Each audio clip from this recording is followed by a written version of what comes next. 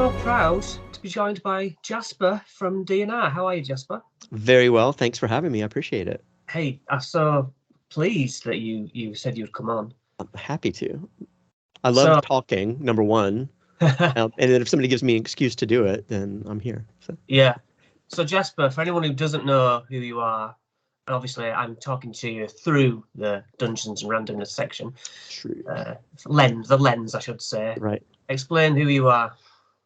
So people know me as Jasper. My actual name is Jason Permenter. But Jasper is sort of an amalgamation of Jason and Permenter and Jasper. And that came about because, there's already a Jason involved with DNR. And whenever I joined, he was, that's not going to work. We're going to have to figure something else out. So, okay, I've got this built-in nickname. Anyway, I'm Jasper when it comes to Dungeons and Randomness. And I have played, it's been over 8 years at this point since I've been on DNR through multiple groups and different characters. And I mean, here we are in the middle of Arc 5. So were you there from episode 1? From episode 1? Yeah, literally. No, absolutely not. No, in fact, it wasn't until, I don't remember the time. I'm terrible with dates. The reason I know that it's been over 8 years is because my kids were born after, like, just a few months after I started. Yeah. And so they're 8 and a half. So, almost 9 years maybe at this point. In any case, no, I started in group 3. So at that point, if you know the history of DNR, there was one group and then it quickly became, I can't get all of everybody to play because everybody's got all these different schedules. What if I had a different group? Another group. And wait a minute, what if I had another group on top of that? And wait, what if I just had 3 additional groups and 3 different stories? And it just kept going and going and going. So I joined in group 3. So I don't know the timeline of that, but it was at least 3 or 4 years, 2, 3, 4 years after it started. I don't remember what episode, like episode 71 or something. Yeah, but was that Arc 2? No, it was the end of Arc 1. Yeah, well, I found you at Arc 2. Oh, yeah, there you go. That's where I jumped on. I've discussed that with Jason when I talked to him. Yeah. So, yeah, your voice, not to embarrass you, but your voice was the one that jumped out to me as a player, and it was the soothing nature. Yeah.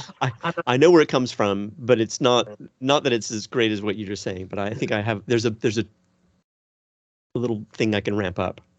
You seem very chilled. So, okay then. So let's go back early days. Did you play D&D as a kid or not?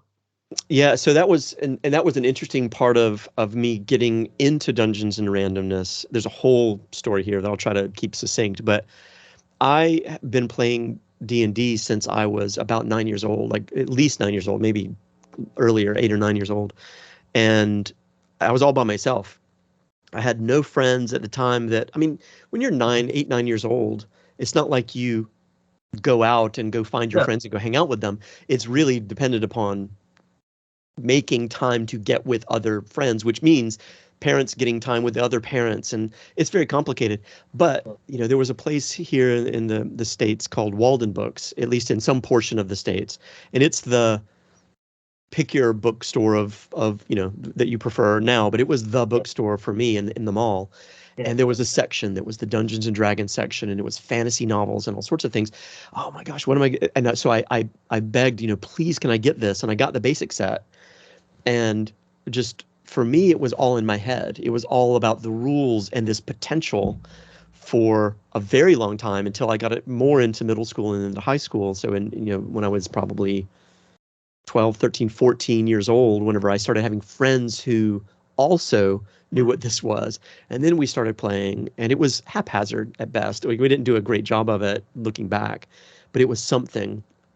And so it was the potential of D&D, less, not so much I've been in a campaign with the same people since I was 10 years old kind of a thing. It wasn't that. It was much more chaotic. But yes, I've been playing. And then I went through university time, and I put it all aside. All of my books were just sort of at my mom's in a box on a shelf somewhere.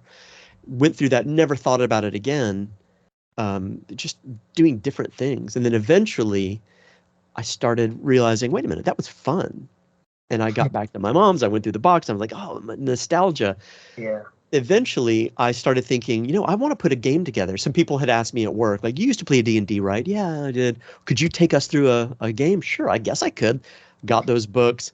But then I started looking into, how does one really do this right?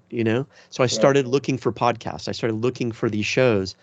And Dungeons and Randomness was one of the ones that popped up. Started listening, and it was just, to me, it was a gold standard. Like, oh my God, it's a treasure trove of just how to do this and to have fun doing it, and how not to get so stuck in the rules, but to really tell a story. And that's where Jason became like my DM hero all of a sudden, like from nowhere. And so now I started playing as a dungeon master again. But at the same time, a casting call came up for DNR, and I was like, oh, I've got to try. I'm listening to this all the time and catching up with so much. And then I got in. And so now I'm player and dungeon master at the same time. Now I'm just playing because I don't have time to DM right at the moment. I want to, and I'm going to soon. But yeah, so hopefully that answered your question and more, probably. No, I mean, that's great. What I did want to pick up on is the starter set that you mentioned. Was that the Red Box 1980s original? Oh, he's got it. Okay, that one. Yes. Now, I had a similar thing. It was school dinners D&D club. Yeah. And I was like, oh, you get to go in early for dinner, and they all play with these little lead models. So I went in, and they because I joined them, they didn't play it right. But like you say, I was like, this looks cool. Yeah. And yet I was more an observer. So even though I can say that I played it, I kind of didn't until only 2018 when I actually bought it and got into it as an adult. I think that's fine. Like I think we'll find, if we were to do a big poll across everyone who started playing D&D, not in this most recent blast of everyone playing 5e and it's everywhere, it's all over the place, but just take a few years back. If we took a poll of people who've been playing for a long time, they probably would have a similar story where it's like, I started, didn't know what I was doing, and I kind of just kept it that way for a long time, and maybe it wasn't even as fulfilling, but then I found a moment and the right people, and then it all comes together. And I think that foundation that you have from just looking and scouring tables, and like I've got my DM screen, right? This is my DM screen from AD&D. I mean, you just scour these tables. I mean, this is Jason Massey's, he has sexual dreams about this. And just scouring these things means that you have this understanding, even though you've never done it. And it's like I know how, like personally, I know exactly how a stick shift, a manual shift car. I know how it works, but I cannot do it. I can't do it because I haven't had the experience. Yeah. Well, that's cool. Do you prefer then playing online like you do with the recordings, I guess, or do you prefer playing in person? That's a good question. I think I'm used to playing online now, but as Jason and everybody on every group I've ever been on will tell you, I'm constantly unsure of what I'm doing on the table that we're using, right? It keeps changing, and we're not playing every week. We're playing sometimes several weeks, maybe a couple of months whenever, for scheduling. And it's like, wait, how do I use this thing again? Where are the dice? Where's the, that kind of stuff happens. So I would say that there's a little bit of that hurdle for me from an online point of view. At the same time, the only way that Dungeons and Randomness has worked has been fully remote. Like nobody plays together. We've only played a couple of times in person, and one of those times was at Dragon Con in Atlanta, and we had the most fun, ridiculous one shot in my hotel room with the group of people playing. It was so much fun. Anyway, the answer to your question is, I think I, of course, would prefer to play in person. I want to play looking across the table and rolling dice. And honestly, I wish that we could play virtually, but everybody had their own dice. I that's what I want. And I want to hear the clack, Yeah, exactly. That's what I like about it as well. We've started playing. I play a home game from my son and friends who come. Yeah. But yeah, I'm sort of squeezing in online, and it stays as an online conversation. There's a little bit of a disjoint in there, and it's like you can't be playing in person. Everyone's talking at once, and people are shoving crisps in their mouth or whatever. And it's just it's brilliant. But honestly, it's things like people can get up to say, "I'm going to go to the bathroom," but I can hear. I can just keep going. I can still hear you. It's okay. Like that kind of that fluidity of playing in person and walking over to the kitchen to get more crisps and get whatever, but keep going is. I like that. I like that sort of environment, and I hope to. I'm trying to recruit people at work right now. I work at a place called Fantasy, of all places, so it's fantasy, right? So, of course, right? Everybody there should play D&D or something of that in that nature, but that's not really true. But I'm trying to recruit a few people, hopefully, to try to do something soon, and I really want to try to make it happen in person if possible. The pandemic's put such a stop to so many in-person things, but here we are. We've got to try something. Yeah. What's your sort of favorite game length then?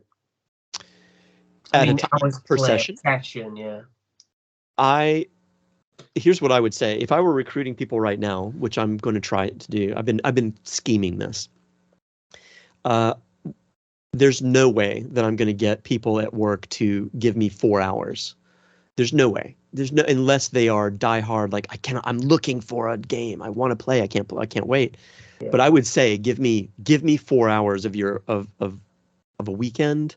4 hours. I don't care when it is. I'll take 4 hours. And the reason for it is that at the beginning of it is always the slow startup. Everybody's kind of getting their stuff together and asking questions and remembering what we did last time. And then by the time you're into it, you're an hour and a half into it when something cool starts happening, and then people start getting excited. And then if people have to go in 2 hours, I got to leave. Well, that sucks. Yeah.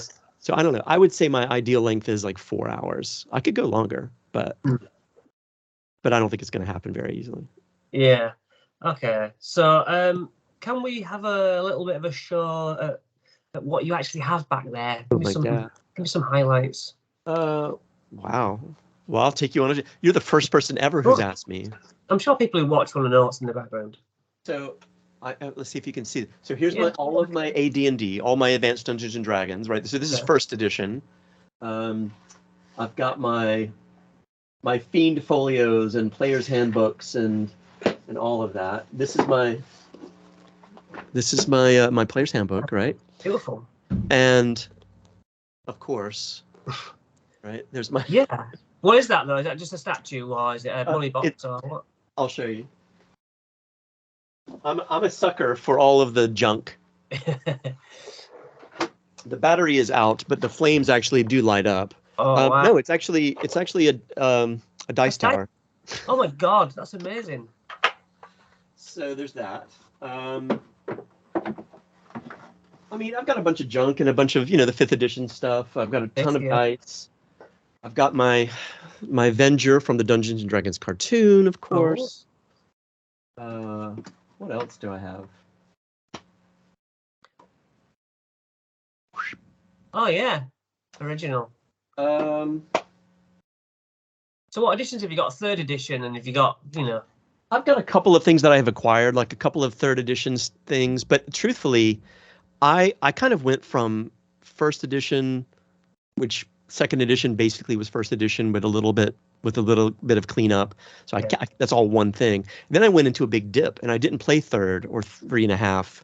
I only started playing 4 because I got onto Dungeons and Randomness, and at that time, it was all 4E, and I didn't have any of those books, so I had to and it was all sort of digital and figuring things out. Thankfully, that all sort of thankfully, that got put to the side, and now we're all 5E, which is far easier for me to get my head around. So I kind of missed those books. It's all 5E at this point. So, but yeah, I've just got a bunch of junk. Oh, I do have something. I will show you. One.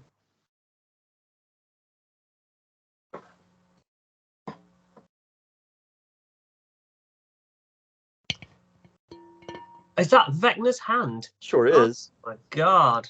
Yeah. That's beautiful. And his eye. Yeah. One day I'll have them grafted. That's glorious. Onto my own body. But we'll see. Anyway, it's just junk. It's just junk. It's money spent on junk, but makes me happy. And I've got my TARDIS that I built when I was 11 or something. Oh, you built that? It looks like... Well, from a kit that I got from somewhere in the UK that sent it to me.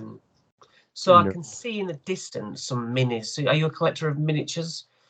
All of these are from back when I was 9 or 10 years old. I started collecting everything. There was a place called the Green Dragon, of course. That was one of those gaming stores that has all the stuff and all the minis and all of that. So yeah, I've been keeping a bunch of stuff for a long time, and I've got more back at Mom's. But I never painted a lot. Didn't you? I tried. Wasn't very good at it. I had the fishing lure contraption that has the magnifying glass and little clips, and I was getting into it, and then I was just never good at it. Yeah. So I stopped. So you're not a Warhammer painter and builder? No, I don't. I think even back in the day, I don't think I had the time to think about stuff like that. It was just too. It was like either the story and the D&D-ness, or dive into something like that. And I think it was one or the other in a way. Yeah, fair enough. So PC wise, your characters that you built, obviously I knew Merrick first. Yep. And so building a character, when Jason says, right, you're playing and you're gonna yeah. How, I mean, it's all right building a character sheet, isn't it? I want to play this. Right. But then you've got to like be on an audio being the character. What's that process like?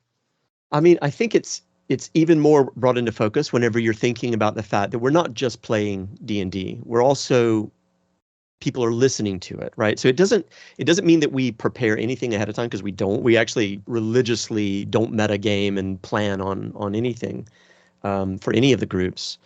But there is an aspect of having a character that other people are going to be listening to. So you're not just coming in and just mechanically playing a barbarian, right? That's, I swing my great axe, like who cares? Yeah. That's not story, and that's not it. The good thing about Jason has been that he always finds something to pull out of you, right? Like he'll softball a few things, right? And get you warm, and then he'll throw something at you that'll punch you in the gut, because it's about your character and feels really, really, really real. So yeah, he does a great job of keeping that ball in the air. When it comes to creating a character, though, to match that, you can't just come in mechanically. And in fact, I mean, I think I've mentioned this probably on just about every time there's ever been any sort of discussion thing, but Merrick, the great news about Merrick for me was I just made Merrick be me, and exacerbate the things about me that were basically saturate those aspects, so that whenever I played Merrick, it was his reaction would be whatever my reaction would be, but times 10. And so even the werewolf thing, it's like I have a temper, not like a temper like I throw plates, but I've got my own struggles and inner turmoil and stress is what it comes down to. It's just stress. So I took that stress and I was like, what if it's werewolfy? Like what if he's got something that just pops out of him every once in a while, which actually was Jason's idea. But then I took it and was like, I can use that perfectly. So I don't know. There's an aspect of, I think you can either be yourself and ramp that volume up, or you can create a character that is nothing like you and just have fun being that person. Do something you would never do before, right? That's got to be hard, though, hasn't it? Playing yourself's easy, but always remembering that you're not you. You're this other guy. Yeah, it's easy to. I cheated. I cheated because, frankly, the truth be told, as I was coming up with a character, getting onto DNR, having not played in years and years and years, but knowing it, and listening to it and knowing what to do, just like the manual car. It's like, I know how to do it. I know what it is, but to do it is going to be tricky. So I think I leaned on this. I justified this idea that well, Merrick his character's very much like me, right? It's like, Yeah. that's It worked. I cheated. Well, I mean, I don't know, arguably, but then moving on to other characters, I tried to forego that, get rid of that. Like, I'm not going to lean on that very much if I can. There's aspects of every character that has to be part of you in some way, right? Oh. Can't think unlike yourself entirely. Yeah. So your whole Werewolf Merrick thing, I stole, and I passed on to my son. I said, don't tell any of the other guys. I said, but you've got lycanthropy and it's stress die. And he was like, oh wow, that's cool. I can't tell anyone. Nope, you can't tell anyone, but I'll always be rolling stress dice. Now I totally came clean to Jason and said, I listened to DNR to learn D&D, and I've stolen all sorts of beats. Me and he too. was like, no problem. Yeah, me too. I know I'll tangent really quickly and then we'll come back to it. But the thing about, so I'm a player almost entirely. Like I don't DM right now because I'm actively not DMing, but my thoughts are constantly in DM mode. So I will ride my bike to work over the Brooklyn Bridge. It's beautiful and I can see Manhattan and it's just this wonderful place. I feel lucky every time I do it.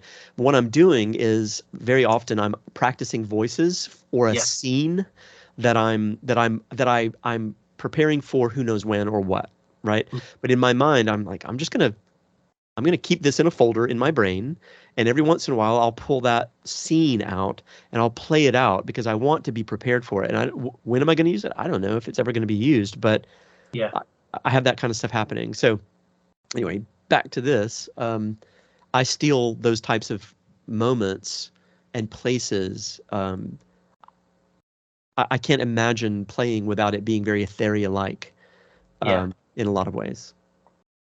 Yeah. So do you have a style that you prefer? I mean, obviously you're playing Jason's World, but are you thinking, oh, I would like to, I'm a real sucker for cyberpunk, or I'm sci-fi or horror. Have you got a style? Honestly, for me, it's very sort of run of the mill, but I do like it. Theria, the one thing about Theria, if you're a listener, is Theria is low magic, right? There is magic, and when it's there, it's hardcore. And of course, characters have spells and that sort of thing, but it's low magic in the sense that, you don't normally go to a town or a village and it's lit by magical light, just because that's just part of the fabric of society. You might have to search around to find somebody who can perform a ritual or do something like that. You have to go to trouble. I like, from where I start, I like thinking of a much higher magic, not fully. I don't want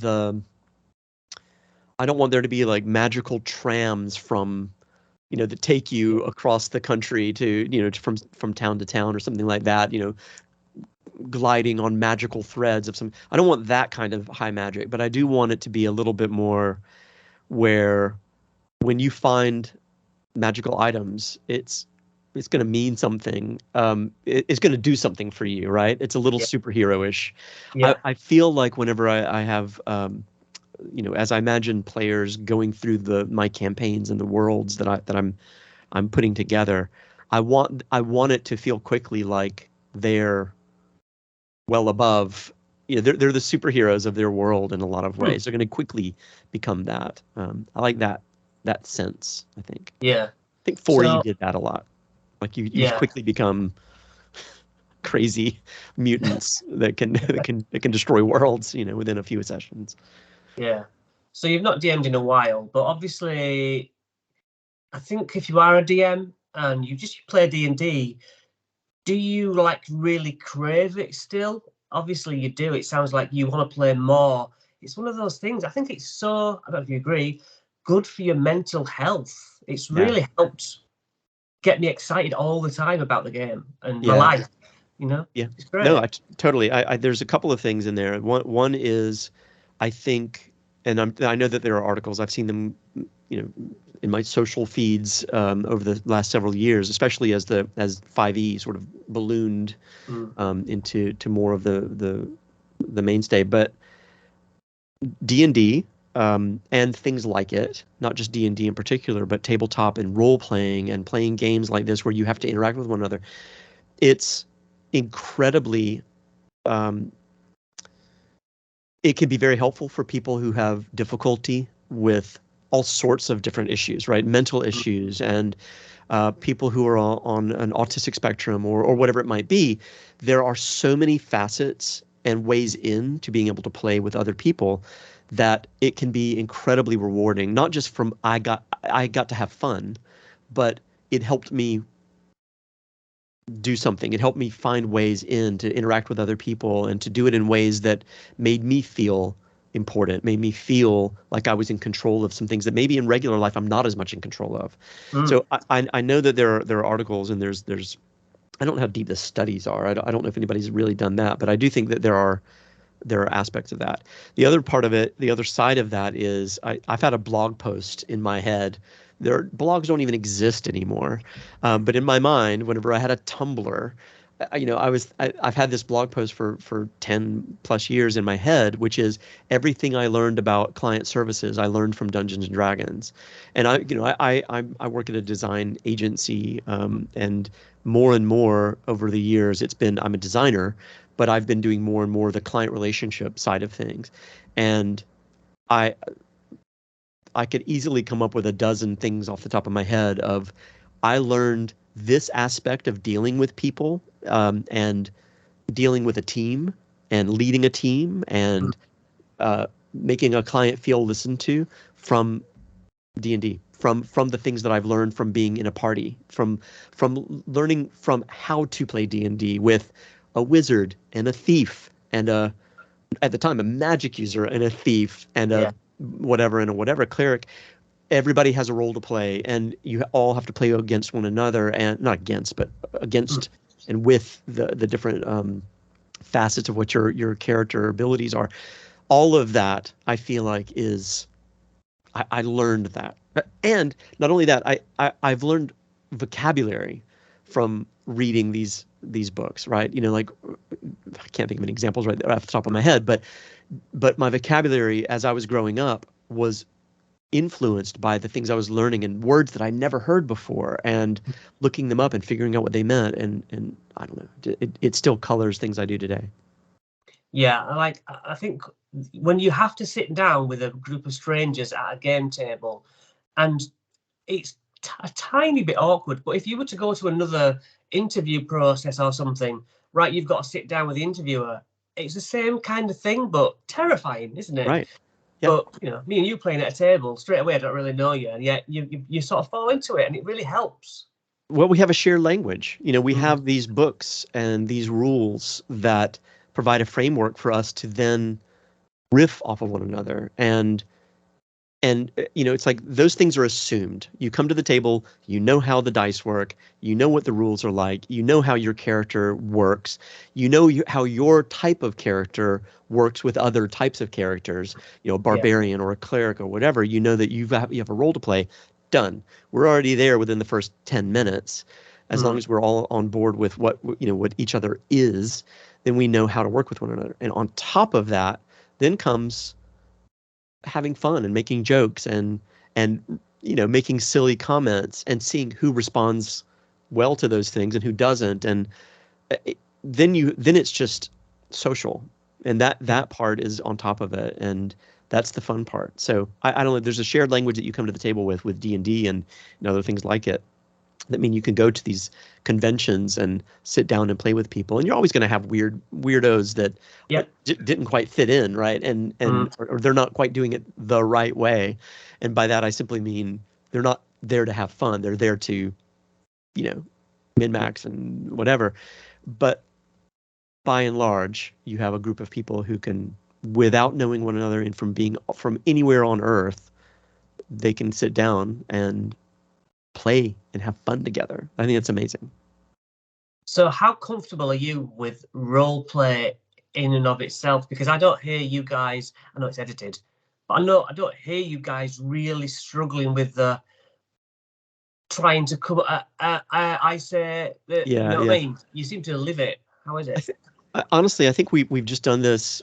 There's so many of the cast that's just been around for years at this point and have played together, and every arc we end up switching around who's playing with one another, and even still we're all we're all used to it, right? And so we're used to bouncing off of Jason. We're used to him throwing things at us that we then respond to. It just has become a little bit of a second nature kind of a thing. So the role play for anyone, for any sort of advice at all, is you're not going to get that immediately. Yeah. You're going to not understand how to, it's not going to be intuitive, but the more you do it, the more it just becomes second nature. And I think importantly, it's not just that you know what to say, because who knows what to say. What you do is, from an improv point of view, you just, well, there's a whole process here, I think. Your character should have 3 things that they always do, maybe 2. And in any time that the ball is thrown to you, one of those 2 things or 3 things has to come up. Like, that's your rule. That's your first thing. And whatever that might be, maybe it's a motivation, maybe it's a tick or a silly thing that they always do. Throw something out and then just run with it and just see what happens with it. So for Merrick, or I don't know, for Floss or for Petrichor that I'm playing right now, Petrichor always has these ridiculous little sayings that he thinks are going to help everybody and make everybody feel a little bit better. And in some cases they do, but if you throw me the ball, Petrichor is going to try to think of one of those things.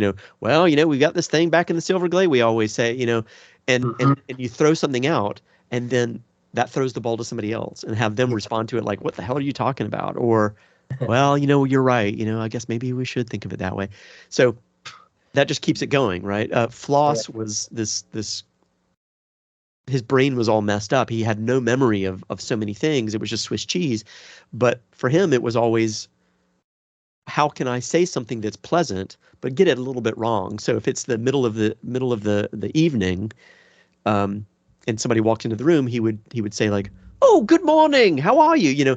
Just to make it be a thing, and then have that be the bouncing back and forth type thing. So always pick something like that. Maybe a motivation for Merrick was always trying to make people feel good and feel comfortable. So he would always try to go cook.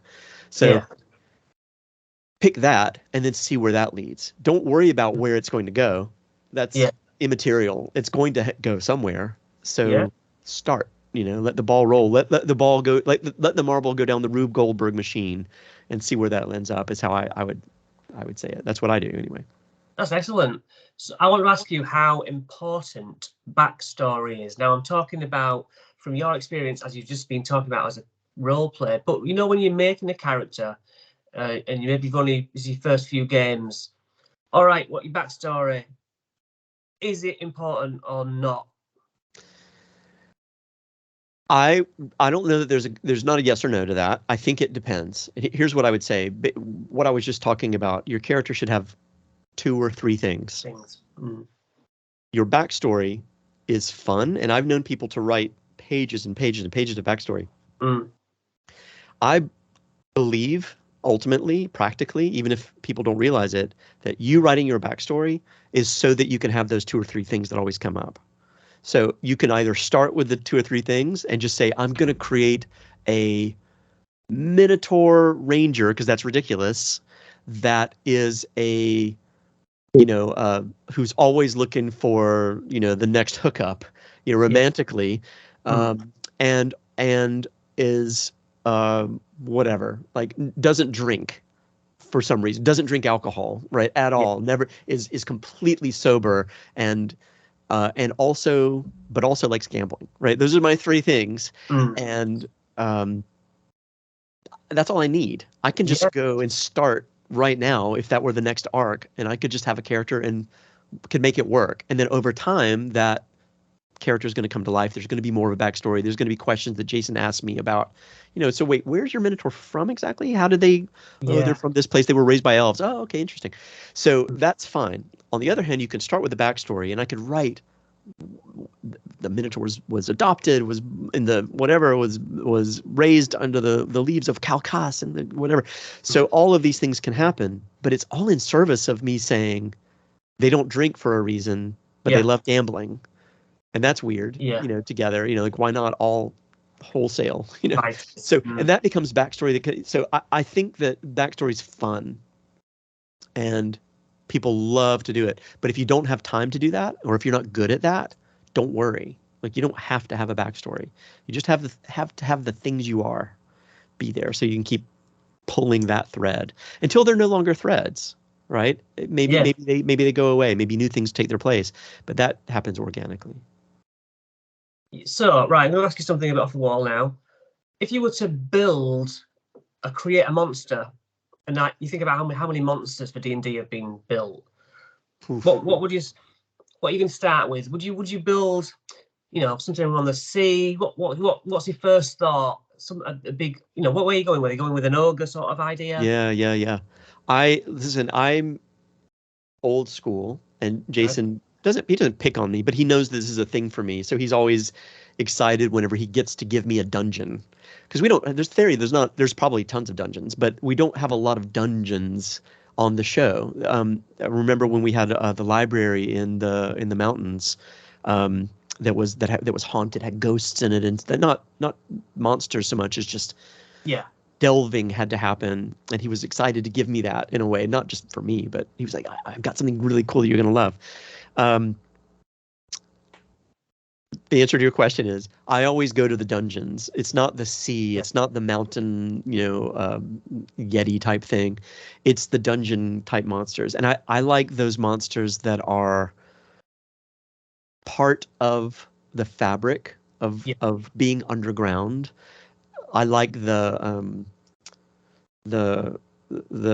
gelatinous cubes. I like the I can't remember the name right this second, but the ones that are that will be on the ceiling and that will sort of fall down on you and try to envelop you. I like the ropers, the things that are in the caves. And so those are the types of things. So if I'm going to create a monster, it's going to be one of those types of things. That's going to be probably an amalgamation of those types of things, or take one of those things and then give them something else, right? So what about a roper that that I don't know, like a gelatinous roper, right? Or something like that, right? I would probably hybrid of a couple of things, because why not? Like, if you're going to be in a dungeon for eons, and we have all of these basic type monsters that sort of do their thing, there's going to be some weird crossovers at some point. The evolution is going to go crazy. Mutant magic radiation is going to probably make some weird shit happen. So that's interesting.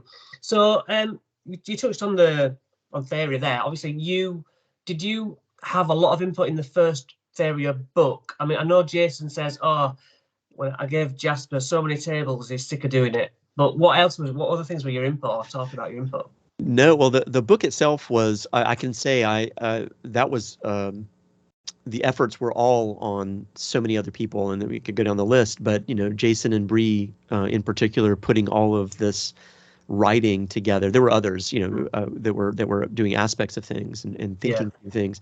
I can say fully that my job was, as a designer, was the layout. How do we make this into a book that can actually be printed? Was something that no one, as far as I know, had any experience with, and I didn't really. I knew the tools you needed, and I knew where to find the answers, which is Google, and but specifically, how do you set things up? What do we need to know in order to have this printed at some point? So I could put all that together, and then taking, paragraphs and paragraphs and pages and pages and artwork, and just putting everything together and laying it out was really, really where I fit in. There were places that I would read through to make sure that I was putting it correctly on the pages, and I would find a little, that should have a comma. I'll put a comma here. I'm not even going to tell anybody. I just fixed it. Or don't tell anybody that had to do with the book. This is just between you and me. Okay. But there were times whenever a paragraph would break to simply one word on the last line. No, absolutely not. You may not do that. From a design point of view, it would break my brain. I would not allow that to happen. So unless there's something that I missed, there's no time in the book where a paragraph finishes with one word. It always gets close to the middle. Yes. To do that, there are a couple of tricks, layout tricks. Like making words longer and shorter, just to make sure that they fit right. But in some cases, when I couldn't do it otherwise, I would rewrite a couple of words, just a couple of words, not any material change, but just to Okay. make a the and a them and that whatever, just kind of change the grammar so that it would fit on the line, because otherwise I was going to go nuts. And it wasn't worth chasing down those little bugs in the code, just so to speak, by trying to get Jason or Bree to tell me whether it was approved or not. And it wasn't that I changed anything in the book that mattered. So don't tell them, don't let them ever see this, but no, you can. It's okay. So I am actually a printer, and so I do know what you mean, because we have people, oh, they've done their own artwork, and then you look at this book and you're just like, what a shambles. Yeah. But if they're happy, that's fair enough. But yeah, there's a way to do it in a way that it can be done. Yeah. But, yeah, nasty.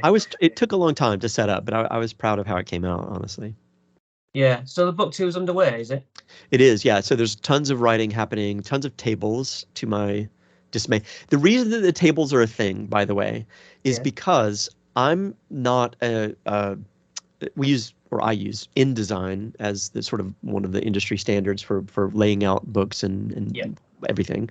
And using InDesign, I'm not a wizard. I'm functional. I can get it done and I can make it look good because I have the designer eye, but I'm having to do it very manual. I'm having to hit it with a sledgehammer to make it happen. So the one thing that I don't know how to do that I know that people can do is automate tables, right? Here's a list of things, and then it will style it for you and it will be beautiful. I have to go in and make the different colors, right? To go from line to line to line to line. Right. I do that manually. I have to move them manually. And if something goes to 2 lines, I have to figure out one. Right? And so it's that. And it's fine, but oh man, it's a lot of work. But yes, it's underway. Everything's going. It's been slow going only because there's been a lot of Jason and Bree moved across country. They had all sorts of things happen. The pandemic was happening, so tons of things were going on that slowed things down. But everything's back up to speed. Everything's being worked on, and things are starting to now start coming back to me from a layout point of view. So I have to I can't lay out page by page. If you give me a page, I can't lay it out and then wait for the next one. You've got to give me a chapter. You've got to give me a lot so that I can make sure that it fits and flows and does all the right things. So I have to hit critical mass before I can really get going on certain aspects of it. But there are already parts of it that are already effectively done. So. And obviously you work a normal job, like you said, so you got to fit that on an evening and stuff. Yeah, that's what happened. The last book was I got home from work, and at some point I would just be on the computer just working. And so, my wife and kids I was around, I had my computer just working, even on the weekends, trying to get things done, to try to hit deadlines and make sure that it's on track. Yeah, it was a lot. The good news is that now that the first book is done, I've got the framework for the second book. So it's not like I'm starting from scratch, which is making things quite a bit faster. But it'll be evenings, a couple hours. It adds up though, doesn't it? If you're on a computer all day at work, is that right? Are you computer based? Yeah. That's a lot of screen time. Yeah, it's fun though. But Speaking of which, have you got like memories of the games you played? Maybe not Theria, but maybe like from when you were a kid. I have memories already that are gonna stay with me for the rest of my life. What are your D&D memories? It's a good question. There are a couple of them. I was just actually looking through stuff as we were knowing that we were going to be chatting, and I was looking through all these. This shelf right here is basically all of the notes and everything from all these campaigns and sessions from whenever I was kid, 9 to 15 to whatever. And I remember a couple of things from. I had a character named Sabin, who was very Raistlin from Dragonlance. He was very much that brooding wizard. Oh my gosh. Yeah, we're getting to Dragonlance education soon. Yeah, totally. Like just stealing from other places. But Sabin is this character that I started to play and then never got to complete. I feel like Sabin is this nascent character that I want to revisit at some point. Yeah. But as a memory, there was from a DM point of view, there was an entire campaign, like the kind of thing that in retrospect would have been like the years long type thing that I have a title for and just a few notes for that I should probably figure out, but it was called the Quadrant Plane. And it was meant to be, nowadays it would be like, oh, it's, different dimensions and different planes and that sort of thing. But at the time, for me, it was novel. It was more like, what if you could transfer yourself from this reality to another reality and another reality, but it was limited, right? It wasn't like infinite, and that was going to be the long term, these characters evolving in different places as they were getting to know each other, and that's a memory that I have that never happened, right? So it's like a thing that.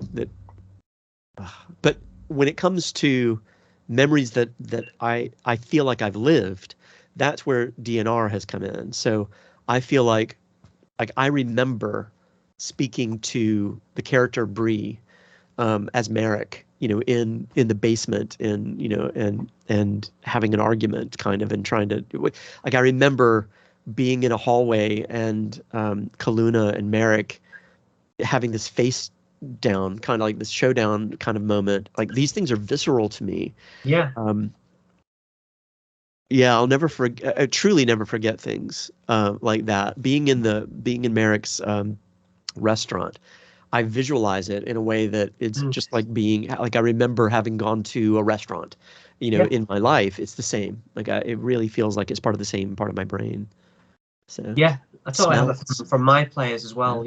We all sort of like, do you remember? And you say it like you all lived it. Yeah. I mean, it truly. I can smell the smells of Floss's, because Floss was part of was in Arc 4 and he worked in the mines, and he had a little cubby hole that he would live in. It's like a little dirt area. I can smell it. Like, I know it. It's so crazy, but it's there. That's awesome. Yeah. Well, Jasper, that has been excellent talking to you. I told you I like to talk a lot. No, you've done fantastic. Right. Well, thank you very much. Yeah, of course. Final thing, what's for the future? So the future, of course, right now we're in the middle of Arc 5, and for me, it's this year was so rocky with so many things for scheduling and all sorts of things happening, and I feel like we've actually been knocking some things out of the park lately, and very excited. We're in the Empire Strikes Back version of our story, where it's dark and dim, and we need to get to the other side of where we are, and I'm excited for that. So there's that on that front. The other thing like I said, I'm going to make it happen where I can play with people in person sometime in the very near future. And I mean, I even have I'm all in. I ordered a DM screen that it's a wooden handmade. Like, I'm doing it. I don't care. Yeah. I'm doing it. I've been wanting it for years. Screw it. I'm doing it. And that's my motivation to make it happen, because otherwise, why have it? So those are the things on my future, at least for now. Yeah. Yeah. Excellent. Well, thank you very much. Of course. Appreciate it. Thanks so much.